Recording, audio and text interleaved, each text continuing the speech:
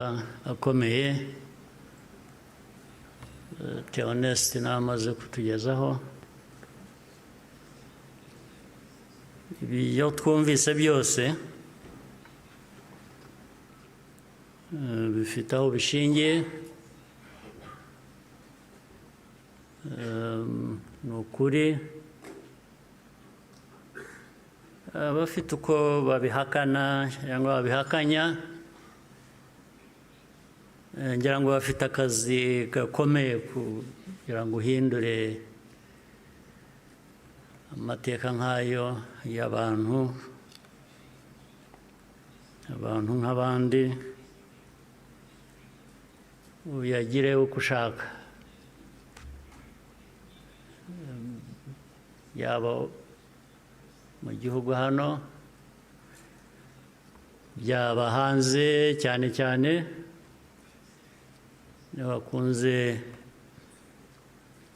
guhindura aya mateka yacu ku mpamvu zitandukanye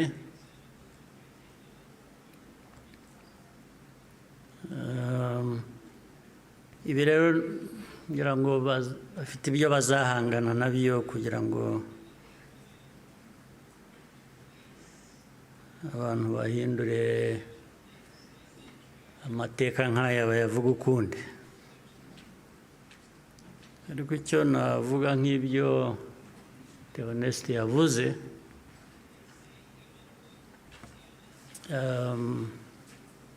ibihe byo birahinduka ibihe byarahindutse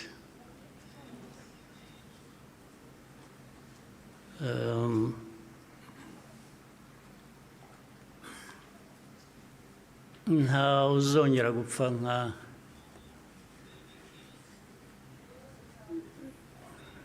nk'uko Theoneste yabivugaga n'abapfuye cyangwa nawe uko yapfuye buriya yarapfuye kuba ariho ni nko kuzuka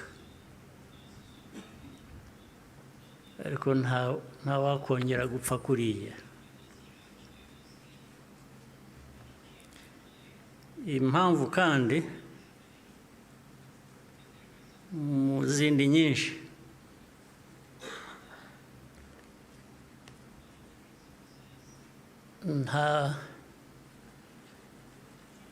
ntabwo wakwica umuntu kabiri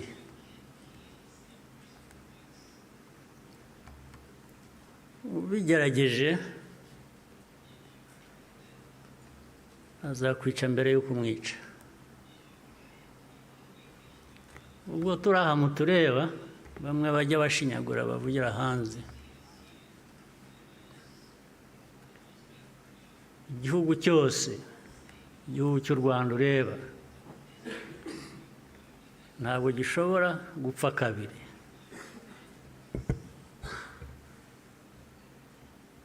mbere y'uko wakwica u Rwanda uzakwica ntabwo wakwica abantu kabiri ntibibaho tureba aha ntabwo twapfa kabiri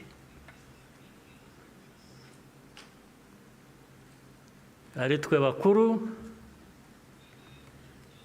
ari abana bacu ntawe uzabica kabiri ntibishoboka ntabwo byakunda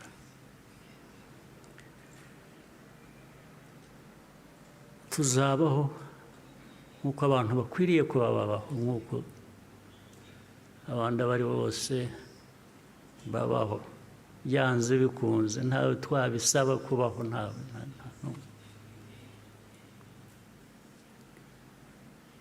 uko mbivuze uku hari ababyumva ukundi cyangwa hari abazabisubiramo ukundi ariko uko mbivuze ni uko nguko aba ariko mu gutwara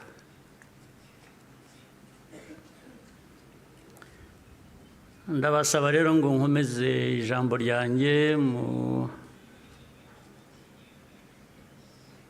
rurimi abashyitsi bamwe hano bumva batagombye kubasemurira cyangwa se benshi cyane bari hanze bafitanye isano n'amateka yacu, harimo n'abo bayahindura bakayagira uko bashaka. Ndagira ngo mvuge mu rurimi bashobora kumva ntawe basemuriye. Muranyihanganira.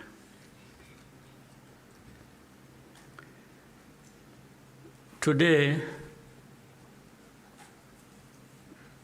we gather again in remembrance to everyone present and watching online. Thank you for joining us on this important day.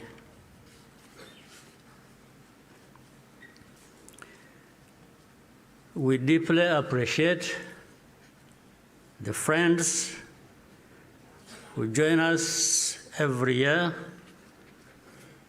in person or in spirit without fail. I thank the survivor who has just spoken. These testimonies keep memory alive for all of us and for those who will follow us. Kwibuka carries profound meaning for our nation.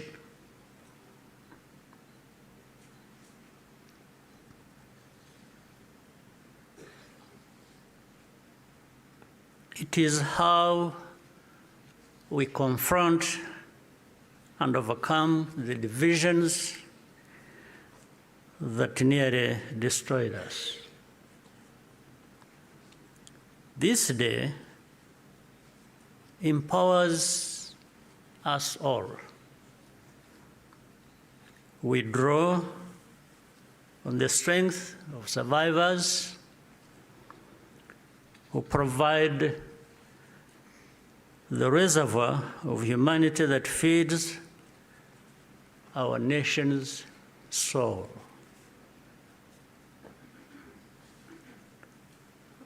To all survivors, know that you are not alone. We stand with you always.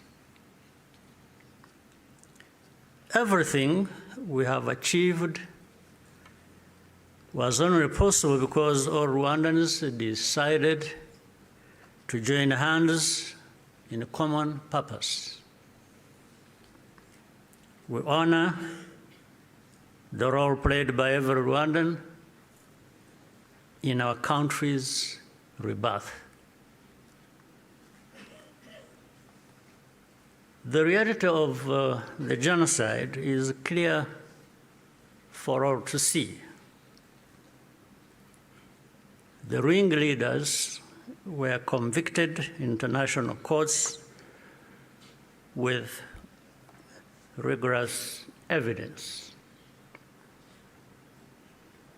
The Gacaca process documented the course of the genocide in every single village and neighborhood in Rwanda. Over 50 million handwritten pages were produced during the 10 years of Gacaca. Right here, where we are standing, 250,000 victims of the genocide are laid to rest. And in 2018, the United Nations General Assembly adopted a resolution that called the genocide against the Tutsi by its proper name, with the support of every member state but one.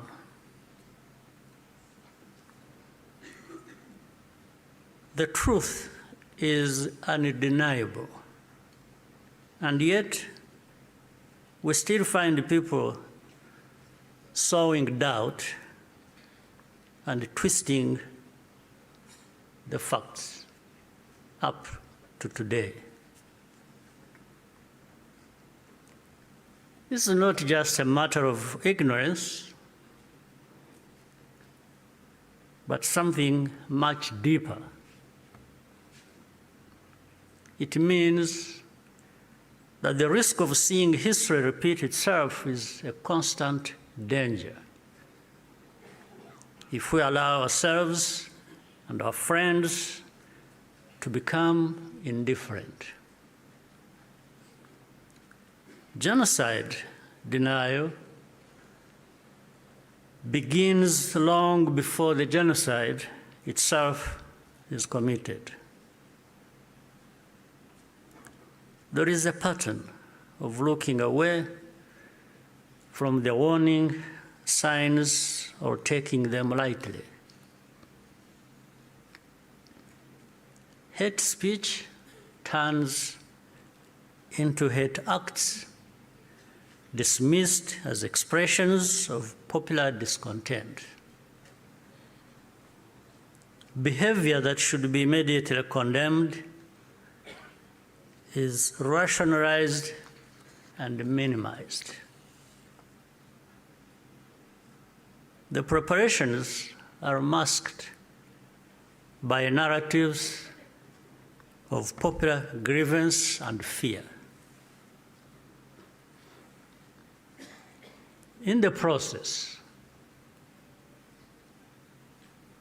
a moral equivalence is created between the targets of the genocide and the planners of it. All of these elements were present in our own story. There are some who pretend that the genocide against the Tutsi was a spontaneous event. That's not true. It was carefully prepared and carried out in plain sight.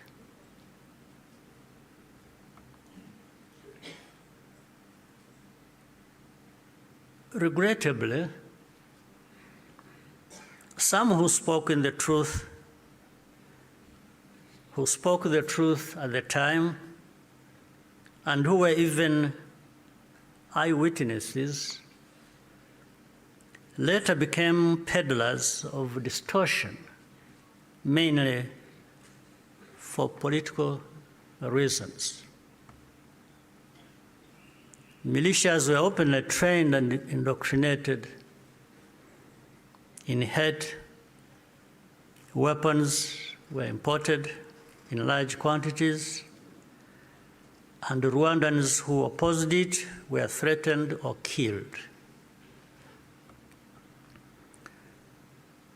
Before 1994, communities were subjected to waves of smaller massacres meant to normalize the killing and also to measure the reaction of the wider world. And with only a few heroic exceptions, the world was unconcerned until it was too late. In the early 1960s, after countless Tutsis were killed or forced into exile, international voices such as Bertrand Russell, to name just one, described it as systematic extermination. The pattern continued in the 1980s and early 1990s. When Tutsi communities such as the Bagogwe in the northwest were targeted in organized attacks.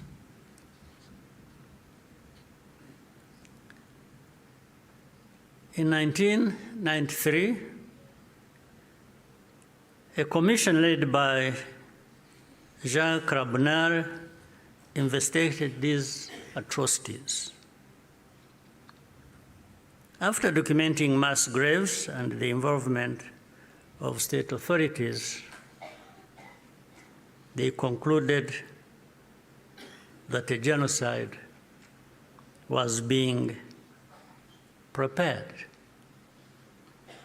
In the same year, the UN Special Rapporteur, Bakri Weli Ndiaye, warned that organized propaganda portraying the Tutsis as enemies was spreading openly, helping prepare the population for mass violence. In January 1994, the command of the United Nations mission in Rwanda sent a fax back to headquarters in New York with detailed intelligence that in Interahamwe were stockpiling weapons and compiling lists of Tutsis to be killed.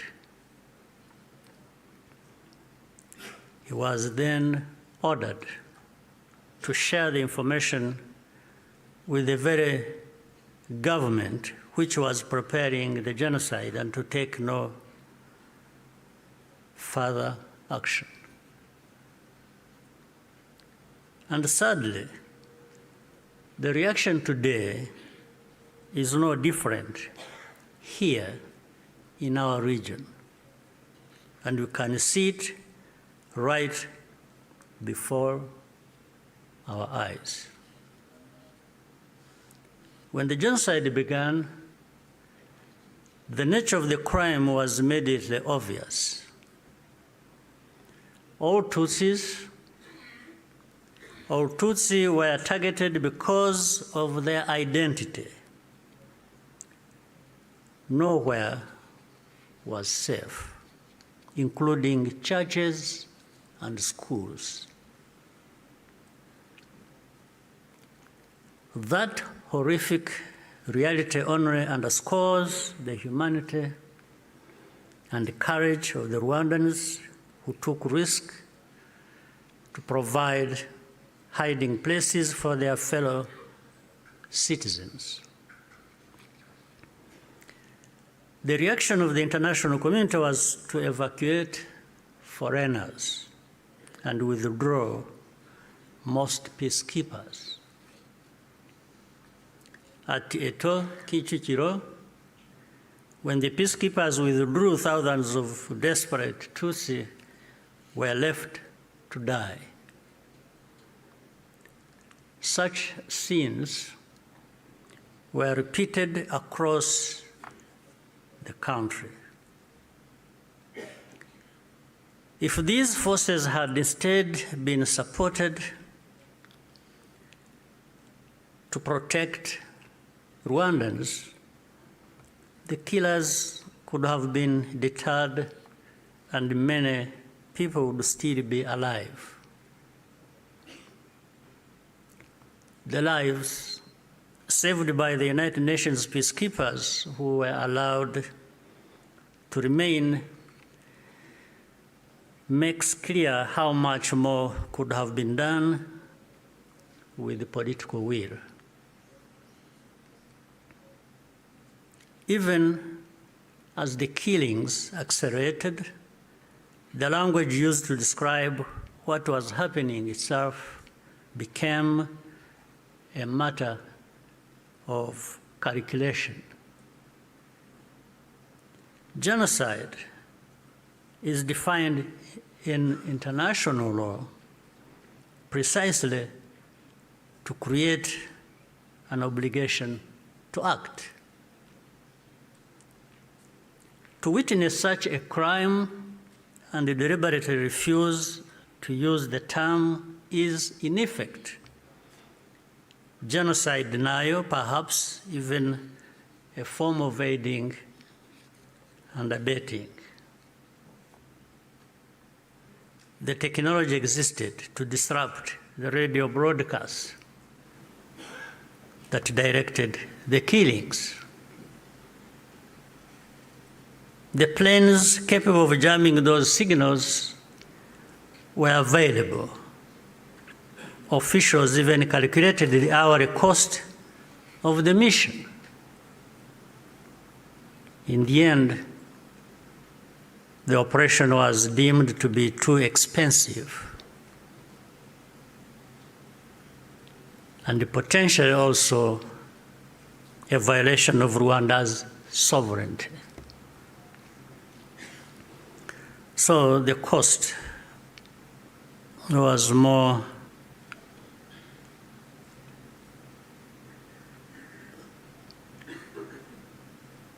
it became too expensive. It was more expensive, especially when in their minds, those lives are really worthless. So our lives were worth nothing. That's fine. For Rwandans, the lessons have been brutal.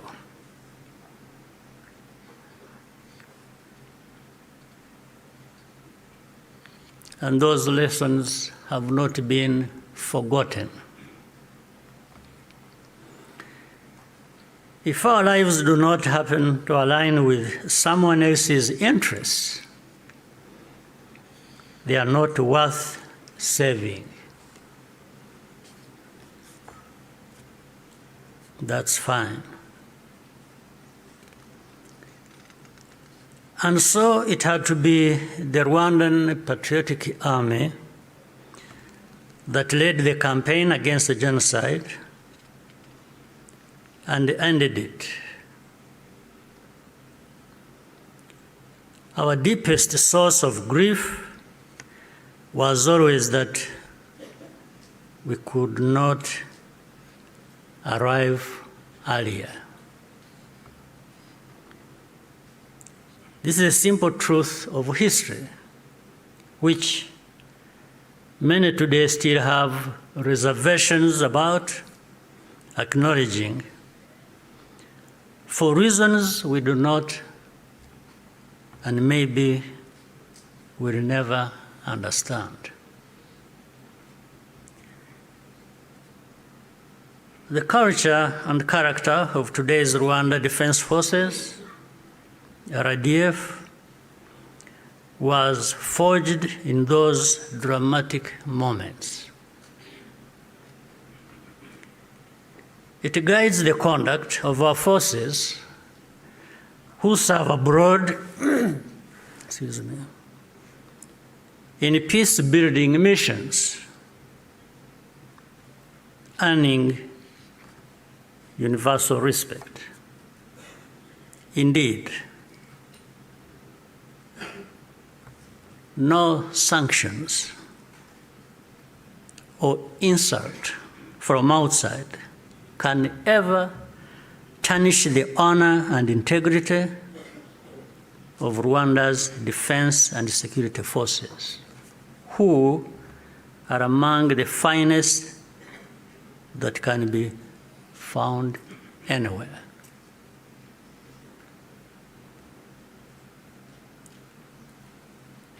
I look forward to raising this matter of sanctions at the highest level to understand the basis for such an injustice.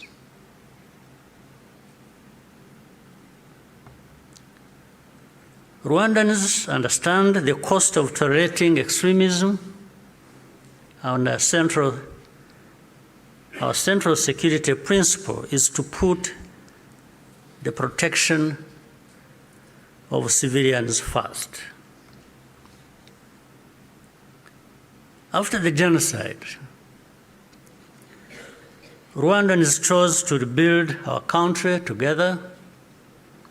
With that came a promise to never let the politics of genocide take root ever again. I tell you, genocide cannot happen here again. It won't happen.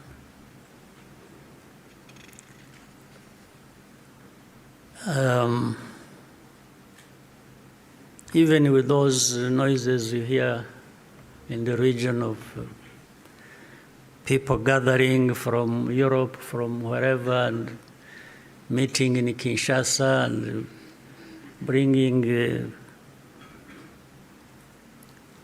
the son of Habyarimana and relatives and others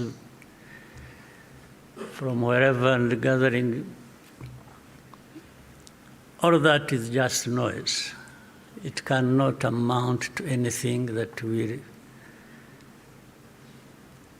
happen here of that kind again. It cannot happen. And I'm saying this not just as a person. And I'm just saying it because I know every Rwandan, young and old, is as determined and is saying so, like I'm saying now to you.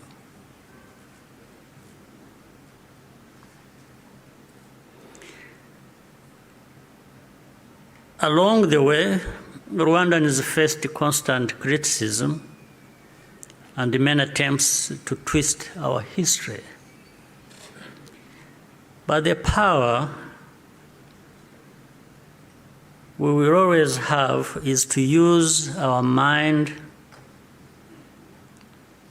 to see the truth, and our voices to speak up when something is not right. You can never silence us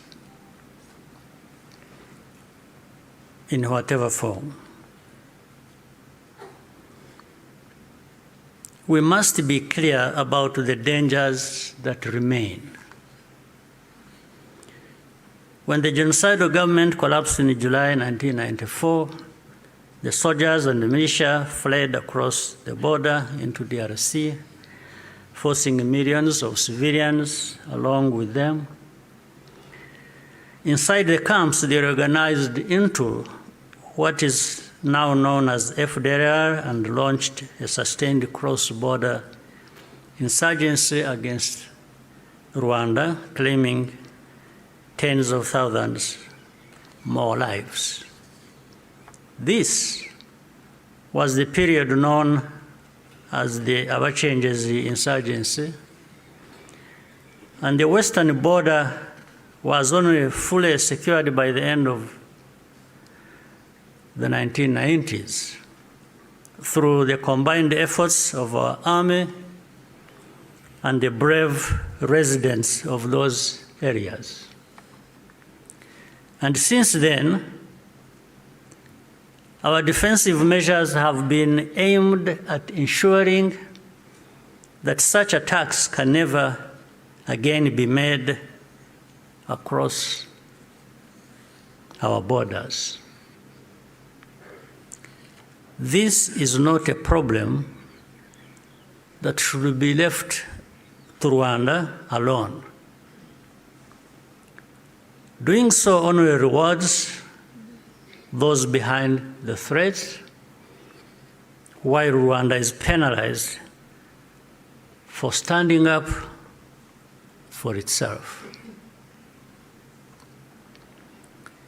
Imagine a farmer whose field catches fire.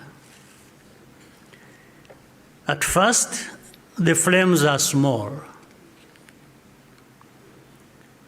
A few neighbors think it does not concern them. Others say the wind will change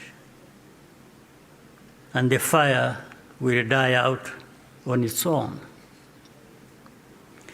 So they watch and wait. But the wind does not change. Meanwhile, a pyromaniac is secretly adding fuel to the fire.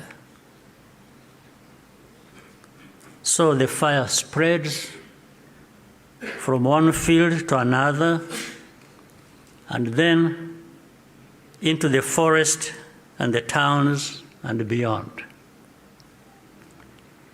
Only then do people run with the buckets of water and call for the establishment of a fire department.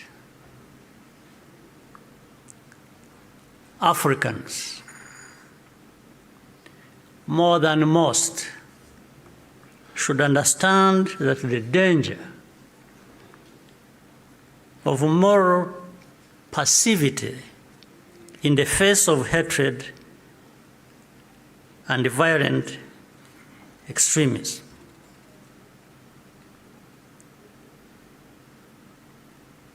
We should understand that danger, especially in the face of hatred and violent extremism. Africans,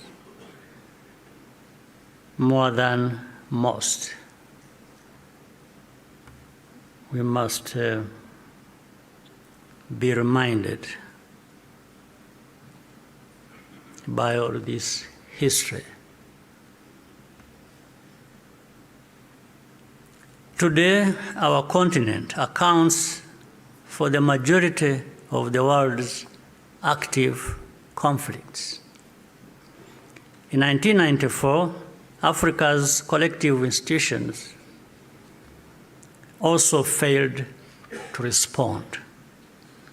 I say this because the call for African sovereignty, legitimate and necessary as it is, must also mean that African institutions act decisively when Africans are at risk. Bad actors must not be allowed to hide behind the principle of sovereignty, to evade responsibility for abuses or deny citizens their rights. We cannot afford to repeat the mistakes of the past. Genocide ideology is still spreading in our region. Left unchecked, it has the power to take us all backwards again. There are those who claim that Rwanda exaggerates,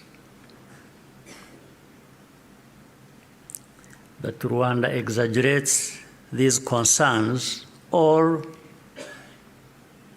that we have ulterior motives. This is not only false, it exposes the deep cynicism that led to the tragedy we commemorate today.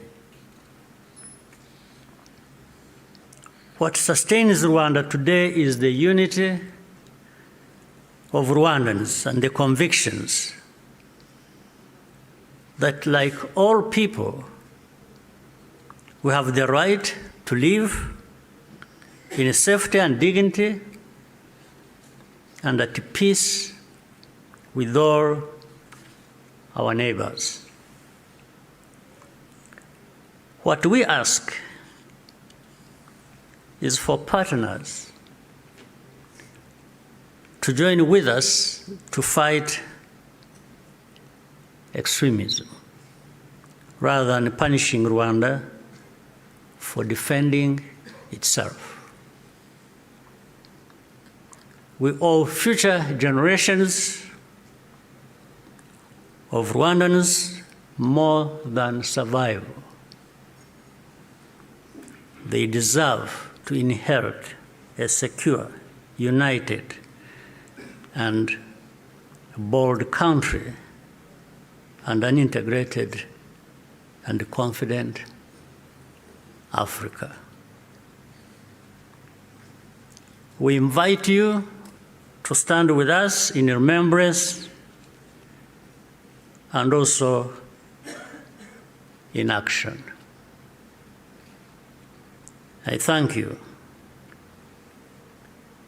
for your patience and kind attention. Murakoze cyane.